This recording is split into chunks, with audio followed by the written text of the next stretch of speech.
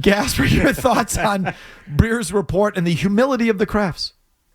Yeah, I mean, I tend to agree with Bert on this. It does show some humility on their part to reach out to other people and to try and get some opinions on what the right way is to do something. And what it says is that they don't feel the way that I thought this organization has felt or acted in the past, which is one, it's insular, and two, it's arrogant. We have all the answers.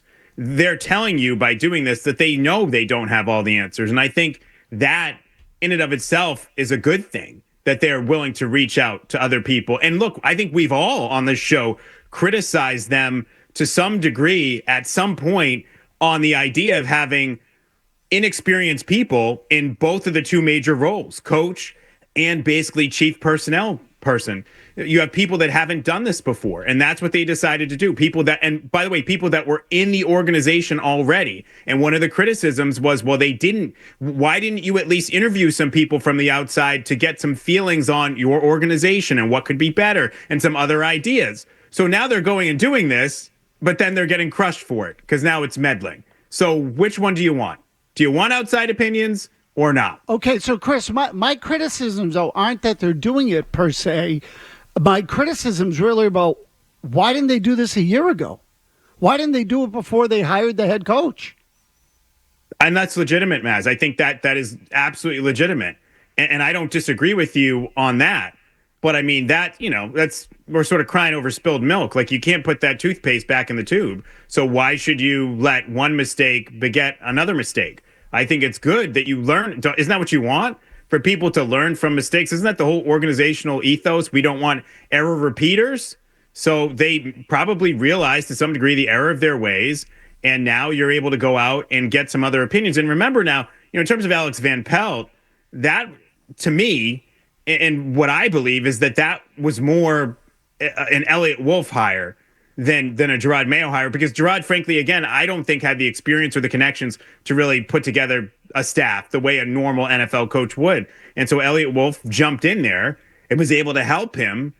And again, if you're ownership, you might look at that and say, well, is this the best way to put together a staff? What else is out there? How else would you handle a young quarterback? Are there other ways of doing it, making sure he takes the next step? And I think it's also pretty clear that they feel like, and this is where I would part ways with them, they feel like maybe they had the young quarterback before in Mac Jones and he got messed up. Look, there's no doubt that Mac Jones was not put in the optimal situation to succeed here. But bottom line, I just don't think he was ever good enough to be really what they needed to get back to Super Bowl contention. But I kind of don't understand where people scoff at the humility part of Bert's report, or people get all bent out of shape and say they're meddling, because those are the same people that when you try and put anything that happened prior on Belichick, like say Brady leaving, say, well, the Krafts own the team. They could have stepped in. They could have stopped it. They could have done something. Or this thing happened. Well, why are you blaming Bill? The Krafts own the team. They could have stepped in. They could have stopped it. The buck stops with them. So what do you want? Do you want them to influence the direction of the team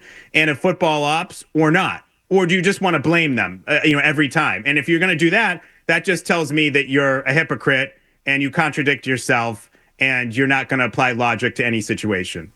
So I'm not sure who exactly you're referring to there. It's a straw man. It's not anybody on the show. It's more of a fan based straw man, I guess I'd call it.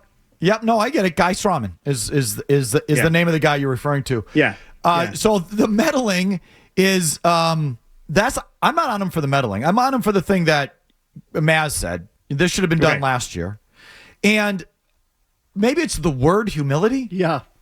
I mean. Come on. I mean, Jonathan Kraft, Robert Kraft are a lot of things, a lot of good things. Some things that are annoying. Humility? Humble? Not one I would put on the list. Okay, but Felge, you and I have been saying, we've agreed on this for a while, that the organization hadn't felt sufficiently humbled. We said that last year with Bill. We said it during the offseason when the idea of they felt like they just needed to change the coach and the quarterback. And so couldn't this possibly be an indication that they're getting closer to being sufficiently humbled, which is realizing you don't have all the answers. I don't care what paper company you run. It has nothing to do with professional football. And you got to seek out some people that are outside of your organization to find some answers, right? Oh, hey, in that context, I get it now. I get what you're saying. I'm not calling Jonathan Kraft a humble individual, but have they been humbled in the sense that they need help? Okay, and yes, fine. If it's in that context, I accept it. And if they're getting help, fine. If they're going to reinvest, there's another way to put this: is it time to reinvest in their football department? I mean, after giving Bill all that money and paying him off this year, have they cut corners along the way? And is it time to reinvest in the people they hire off the field? Yes, it definitely is. Have they been humbled to that degree, or the book's been cleared, or whatever the case is? I'm fine with it. Yeah, I'm putting money on the books being cleared, but go ahead. I think that's part of it. Well, again, this Bill's being paid this year, correct? Yes. All right, so that's a big chunk right there. But anyway, keep going. Would you agree, Chris, that this is all sort of bad news or ominous news for Alex Van Pelt?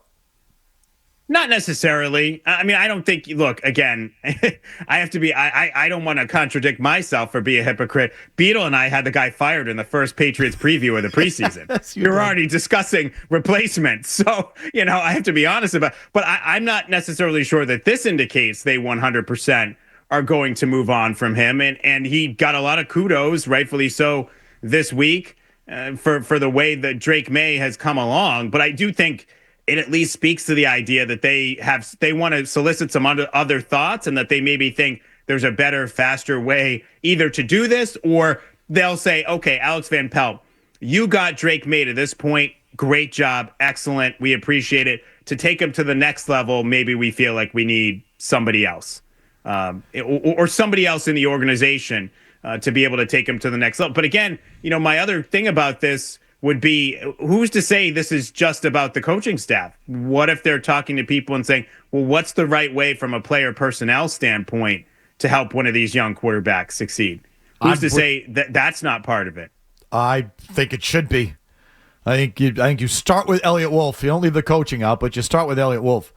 And I would hope the whole thing. I'd hope the whole thing is under assessment, investigation, and looking for upgrades, because I think they can make them. If you like that clip, check out more videos from Felger and Mazz here.